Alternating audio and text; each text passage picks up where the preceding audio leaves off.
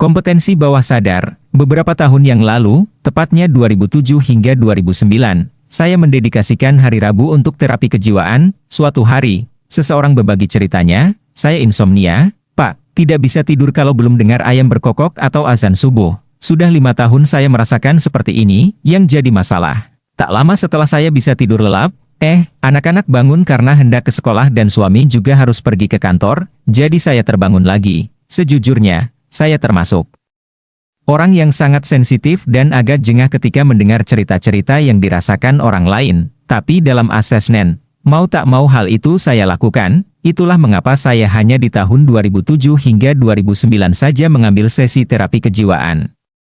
Padahal, bisa dikatakan saya memiliki sedikit kemampuan yang dimanfaatkan di bidang itu. Begini, pada dasarnya, passion saya adalah bisnis. Namun, keilmuan saya bisa menangani masalah kejiwaan, jadi pastinya, dalam diri saya bukan seorang terapis karena saya tidak terlalu suka dan tidak terlalu menjiwai, maaf kalau salah. Beberapa sobat menganggap hal ini adalah membantu orang lain dan statusnya wajib. Tapi kalau bukan passion, bagaimana? Di tahun 2006, saya bicara kepada mitra saya Mas Kirdi, Mas Boy, dan Mbak Emma. Oke, saya masuk sebentar saja ya. Karena bisnis properti lagi di kurva bawah, sedang ambil momentum naik, jadi kira-kira di tahun 2010 ke atas, saya masuk lagi di bisnis properti karena sudah upper swing dan peak. Ya, kira-kira sampai tahun 2013 hingga 2014 lah, nanti kontraksi lagi ke bawah, lalu ngegas lagi di 2016-2017, asumsi saya ini bukan hasil masukan dari buku ataupun analisis dari pakar, tapi ini sudah semacam kompetensi bawah sadar. Saya, mungkin ya, terutama di bidang properti. Mungkin banyak di antara Anda yang sudah memahami istilah kompetensi bawah sadar atau Unconscious-Kompetenze, tapi ada baiknya saya urai sedikit agar kita satu bahasa. Misalnya Anda adalah orang yang tidak tahu dan tidak pernah kenal dunia olahraga. Kondisi pikiran Anda dinamakan Unconscious-Incompetenze. Anda tidak tahu dan tidak berkemampuan. Level 1, pemikiran dan tindakan. Kemudian suatu hari Anda mendapatkan pencerahan dengan adanya sebuah pelajaran tentang apa itu olahraga, manfaat olahraga, dan bagaimana melakukan olahraga yang baik serta efek positifnya. Maka, kondisi pikiran Anda saat itu dalam kondisi Unconscious-Incompetenze. Anda tahu, tetapi masih tidak berkemampuan. Level 2, pemikiran dan tindakan. Lalu, Anda mulai jogging, olahraga, diet, dan mulai mengubah semuanya yang bertujuan agar sehat. Kondisi saat itu, pikiran Anda masuk dalam Unconscious-Kompetenze. Anda tahu, sadar, dan memiliki kompetensi atau berkemampuan. Inilah level 3, pemikiran dan pembelajaran. Di sini, semua hal masuk dalam logika, analisis sadar, tahu, mengerti, tetapi melakukan keahliannya masih dalam tahap pembiasaan. Disinilah tantangan terbesar karena Anda masih di level 3, level terberat. Di sini Anda sebenarnya belum ahli. Masih bisa balik turun ke level 2, Unconscious-Incompetenze. Jadi, di level 3, kita harus terus melakukan hal yang sama, diulang-ulang. Minimum dengan standar, the law of 10,000 hours, atau lebih dari 10.000 jam melakukan hal tersebut, baru akan masuk di level keempat yang terakhir, yaitu Unconscious-Kompetenze. Anda sudah tidak sadar bahwa Anda memiliki kemampuan atau keahlian itu. Anda sudah jadi biasa saja, semua serba alami. Kalau bicara soal bisnis properti, saya memasuki bisnis ini sejak 1996.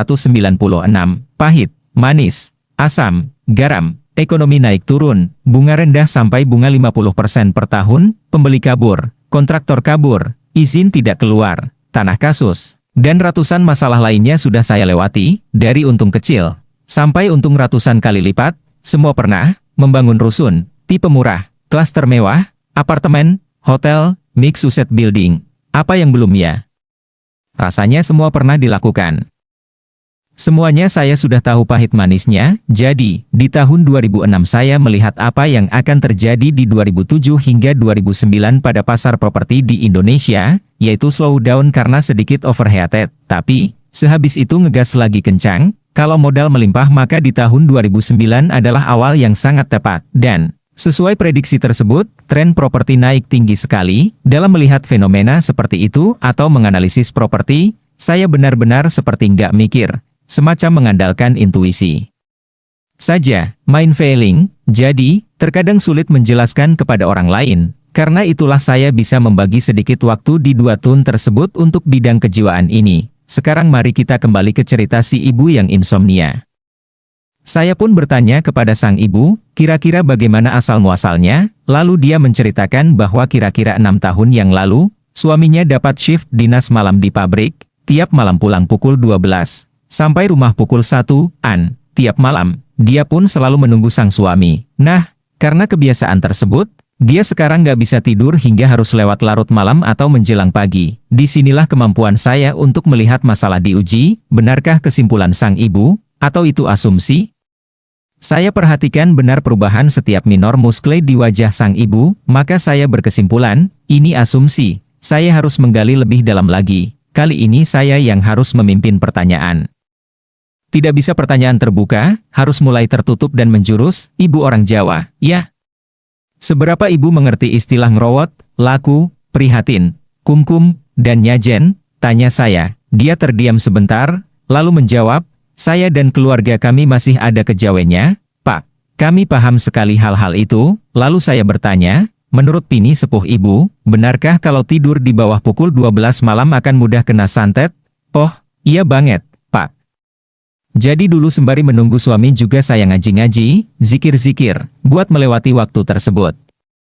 Jadi memang di keluarga kami sering tidur di atas pukul 12, untuk laku keluarga, Pak, jawabnya, terjawab sudah bahwa yang membuatnya insomnia bukan karena menunggu suami, dalam database di pikiran bawah sadarnya, ada belief yang mengatakan tidur di atas pukul 12 lebih aman, lebih baik, seperti menganalisis properti tadi. Menggali masalah insomnia ini pun sudah seperti kompetensi bawah sadar bagi saya, dan saya percaya bahwa siapapun bisa memiliki kompetensi bawah sadar untuk mempermudah langkah masing-masing menuju sukses, yang diperlukan hanya latihan.